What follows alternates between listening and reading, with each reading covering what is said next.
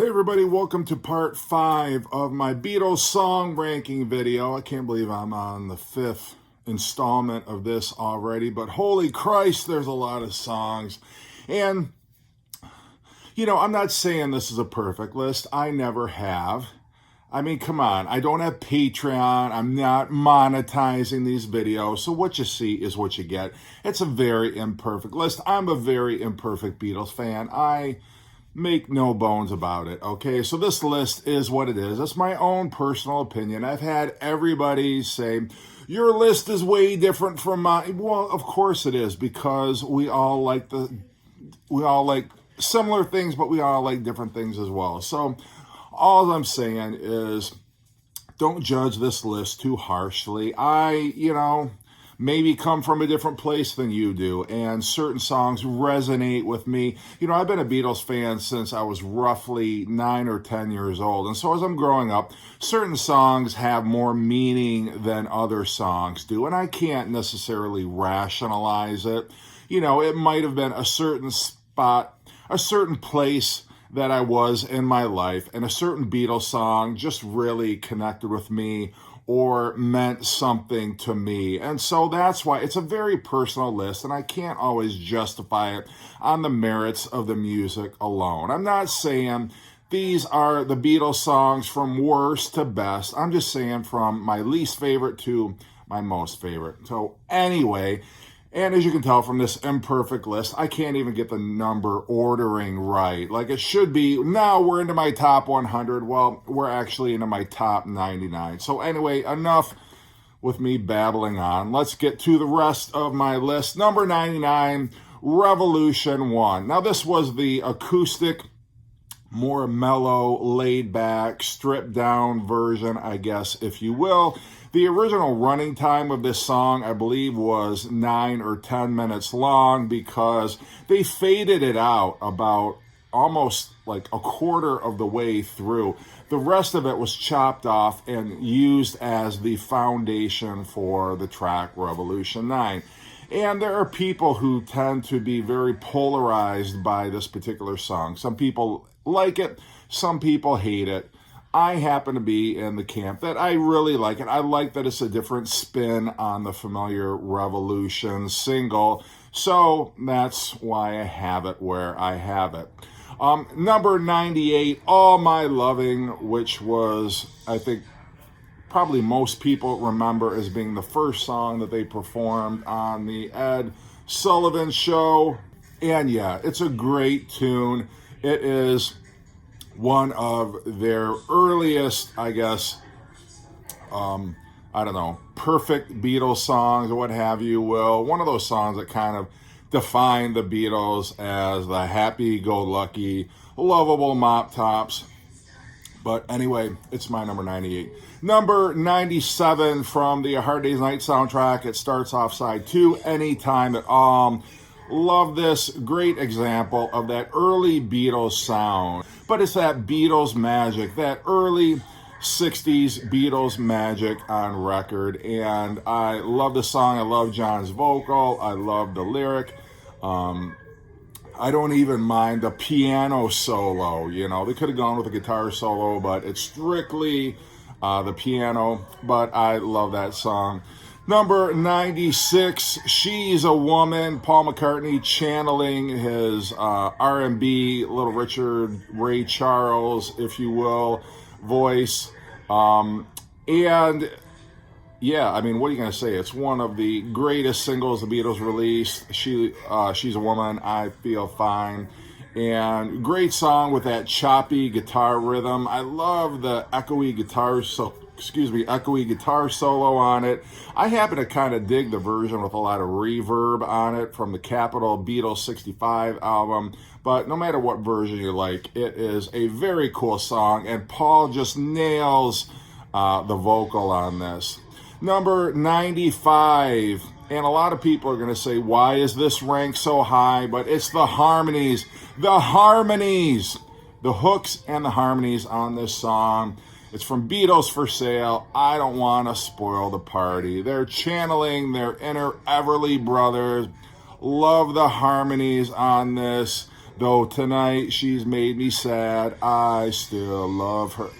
Listen to it again and you'll know why it's in my top 100. A bit of country rock, and don't say the Monkees were the pioneers or Mike Nesmith was the pioneer of country rock. Listen to this song.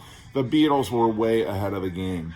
Number 94, and yeah, how the hell is this in my top 100? I happen to like it as goofy as a song that it is. The continuing story of Bungalow Bill. Oh. No, I like it. I really do. I think it's a cute lyric. John singing about somebody who they were at the Maharishi camp with, who broke off from the meditation studies to go off elephant and tiger hunting. And John wrote a clever lyric about it. And I know it's got Yoko singing one of the lyrics, but in spite of all that, it's still a very cool, catchy song off the White Album, and I happen to like it very much. Number 93, the flip side to Ballad of John and Yoko, Old Brown Shoe. And it was interesting to see him get back from George offering that up to the rest of the band, where I think Paul kind of steps in on drums, and you got George at the piano. Who knew George was a multi-instrumentalist? That's the thing that's really crazy about the Beatles, is they could all play bass, they could all play guitar, they could all play piano, they could all take a turn on the drums if they wanted to. But anyway, Old Brown Shoe, I love that kind of like rollicking, galloping beat that Ringo utilizes on this particular song. I love, this is almost like George's answer song to Hello, Goodbye. I want a love that's right when right is only half of what's wrong. I want a short-haired girl who sometimes wears it twice as long. Sort of the yin and the yang. I love that whole idea behind the lyrics. So, yeah, Old Brown Shoe. It's on the Hey Jude album, by the way. One of the selling points for the Hey Jude album, to my mind anyway. And then number, what are we on? 92. John doing a little bit of an homage to Wilson Pickett, definitely inspired by some Mustang Sally here, and some of those other early great Wilson Pickett songs. You Can't Do That was the B-side of Can't Buy Me Love, and it's on side 2 of A Hard Day's Night. I love that song, very cool, great John vocal. Number 91, Polythene Pam from the second side, Abbey Road medley. Another song with clever wordplay by John. And, this song could not have been stretched out to a full song. So it works perfectly in the context of the medley. And John singing about some kinky sex or something like that. But anyway, great song. And number 90, another song that's in the Abbey Road medley, Sun King, which it was the Beatles. They loved the Fleetwood Mac song Albatross. And so if you haven't heard Albatross yet, listen to it and you'll totally hear where John got the idea for Sun King. But it's still a very cool song. You got kind of that silly nonsense lyric at the very end of the song. And then they segue right into Mean Mr. Mustard. That was not two separate standalone songs. They actually recorded it straight away, Sun King, right into Mean Mr. Mustard, FYI. Okay, 89, back to the White Album for Everybody's Got Something to Hide Except Me and My Monkey. Probably the longest. A lot of long song titles on the White Album. But yeah, I mean, it's sort of like John taking some of the Maharishi's teaching and putting them into a rock song. But what a great rock song it is. And, it's definitely one of the hardest rocking songs on the White Album, which is saying a lot, but I really like that one a lot. And number 88, back to the White Album, another White Album track, Savoy Truffle. This was one of my favorite George tracks growing up, and I still like it a lot. The lyric was written for Eric Clapton because Eric Clapton had a sweet tooth, and he apparently he would eat an entire box of chocolates in one sitting. And so this was kind of George poking a little fun at Eric Clapton for his sweet tooth, but I love it. I love the guitar solo. I love the brass in this song, and I love at the very end how he kind of kicks up. There's just a little more crunch to the guitar in that final verse, which I absolutely love. So 88, Savoy Truffle. 87, The Long and Winding Road that leads to your door. I was kind of always a little bit lukewarm about this song, but ever since I saw that Get Back documentary and listened to the different takes of the song, stripped away of all the overproduction by Phil Spector, you really get to the heart that it is really a gorgeous ballad, and I cannot argue. It is a wonderful Paul McCartney song. He was churning out so many great songs and hits at this stage of his songwriting career. Long and Winding Road, just great. Number 86, Your Blues. Love it. What a great kickoff to the second disc of the White Album. You got Birthday, and then it slams right into Your Blues with Ringo's Count In, and then the drums, and it's just a dirty, filthy, stinking blues song that the Beatles had never tried before and would never try again. But John was sort of poking a little bit of fun at the British blues artists who took their blues so seriously. He name checks Bob Dylan in this particular song, but it's just a gritty rocker, and I believe they were all in the same room. One of the few songs on this album where they were all just together in the studio, just kicking ass, and I love that song so much. Number 85, going to go to Sgt. Pepper for Lovely Rita, another song that I feel fans either love or hate. I'm in the former camp. I absolutely love this song. I love the little piano coda at the end. I love the harmonies, the lovely Rita, Mita, maid. It's just magical. I freaking love it. It's such a cute, adorable lyric about Paul writing about a meter maid, which apparently he was very amused by the American notion of. So fantastic Sgt. Pepper song. Number 84, another Paul McCartney track, Michelle. I dated a girl in high school named Michelle. And so that's, I think, one of the reasons why I'm so fond of this particular song. And it was actually Paul wrote it. And I know I'm not telling Beatle fans anything they don't already know, but he wrote this very early on in like the early 60s or late 50s, just kind of making fun of like all the artsy, fartsy, the French singers who wore the black turtlenecks and tried to look all cool. But it works so great as a ballad. I don't know. This is one of my favorite Paul McCartney ballads, and it works so well with just like a gentle acoustic. I love the guitar solo on it. The guitar solo is like straight out of like a Nat King Cole song, or, just like a jazz. It's such a jazzy guitar solo that I absolutely love. Great song. Number 83, I'm Only Sleeping off the Revolver album, Cheers VC, or off the Yesterday and Today album, Where It Belongs. Anyway, I'm just kidding.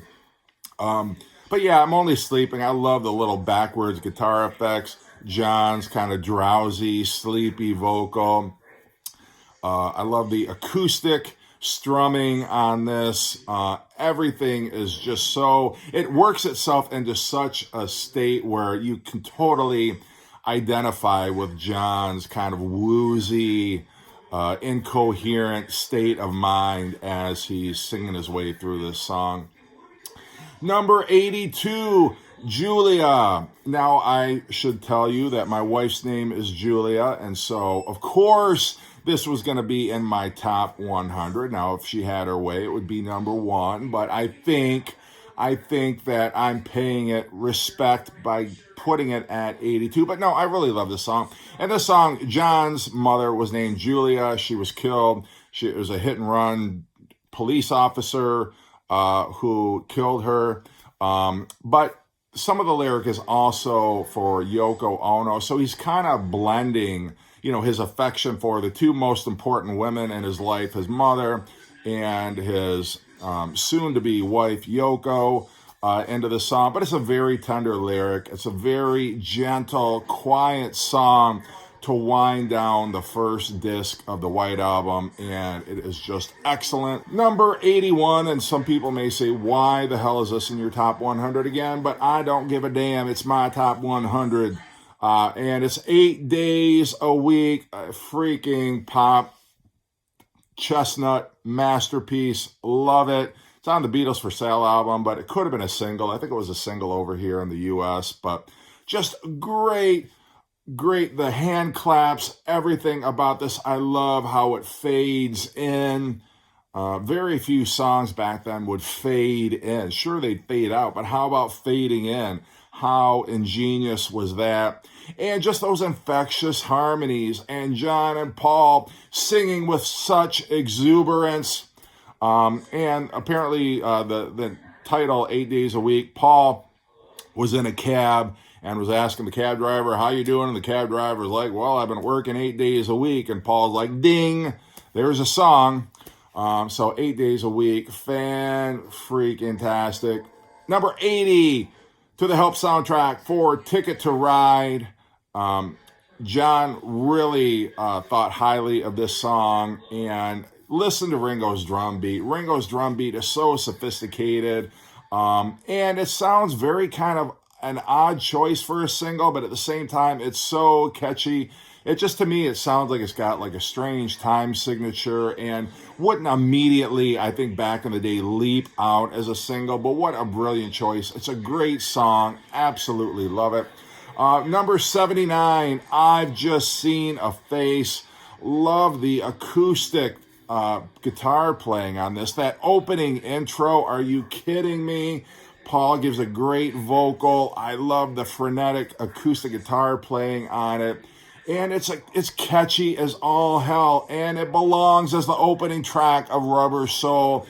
Yeah, it was on Help side 2. They stuck it on side 2. But I'm telling you, the full magic of the song was revealed when Capitol stuck it as the opening track to the folk rock album Rubber Soul. But I'm not going to get into that debate. Okay, number 78, my son James loves this song, I'm a Loser. And it's a very much John channeling Bob Dylan. He'd been very much, as the other Beatles were, also inspired by Bob Dylan. It's kind of got a woe is me lyric to it, but great harmonies from John and Paul. And I love the harmonica on it. Everything is very cool. Another slice of kind of country rock by way of Bob Dylan. Number 77. Again, I know I'm going to baffle some people that this is ranked this high, but Another Girl. And it's Paul. This is one of Paul's most underrated compositions, Another Girl. I'm telling you, I just love, and I don't know exactly how to put it into words, but just the way that he sings it, I love that little bridge, Another girl who will love me till the end. Through thick or thin, she will always be my friend. Like, that will always be my friend. Right there. Like, that is freaking brilliant. Go and listen to that part again. It sends chills down my spine. Just the way that I don't know. I wish I were more, again, I'm not a musician. I can't tell you, the chord progressions, but whatever chords, whatever that is, it's freaking brilliant. It's just a great song, and I don't know why it doesn't get more recognition. Listen to Another Girl right now, and it's freaking incredible. Okay, number 76, got to get you into my life, Paul's Ode to Marijuana. Very much a drug song, well before Sweet Leaf. But yeah, it's got a ton of brass in it, and sort of like you get the idea where Chicago sort of figured that was a style, the direction that they were going to go into. And I'm typically not like a huge brass guy, but I love this. It's you know, it sounds a lot like some of the Motown stacks that was coming out at the time, but it's very punchy, very peppy. I love the tambourine, the rhythm on it. Just a great song. Number 75, You've Got to Hide Your Love Away, going back to the Help soundtrack. Another John doing Bob Dylan song. And some people thought this was one of the first pro-gay songs, I guess you could say. I'm not so sure that's what he had in mind, but he might have been thinking about Brian Epstein when he wrote this song. I don't know what was going through John's head, the inspiration behind the song, but it's still a very cool acoustic song. He's got that Dylan timbre, I guess, to his voice, but just a very cool song, and one of John's early classics. Number 74, If I Fell. Holy smokes, what a great song. Again, the harmonies, break down the harmonies. Watch a YouTube video where it isolates John's vocal and Paul's vocal and how they blend together. Again, I get goosebumps when I listen to it. It is an amazing harmonic masterpiece, If I Fell. I've always loved this song off the Hard Day's Night soundtrack. Whew. All right, so I'm going to end it there right now because I got a little carried away again. But anyway, having fun with this list. I hope you are too. Don't judge me too harshly. Take care.